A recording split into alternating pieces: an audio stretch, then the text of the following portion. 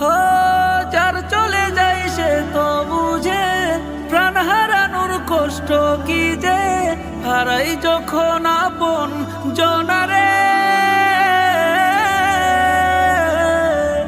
আবু সাইদ মুগ্ধর মতো লাশ করেছে কত শত, জালিম কি আর মায়া বুঝে রে।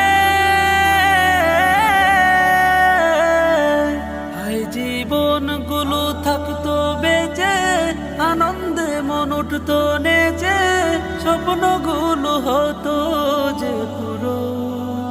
ও বন্ধু রে।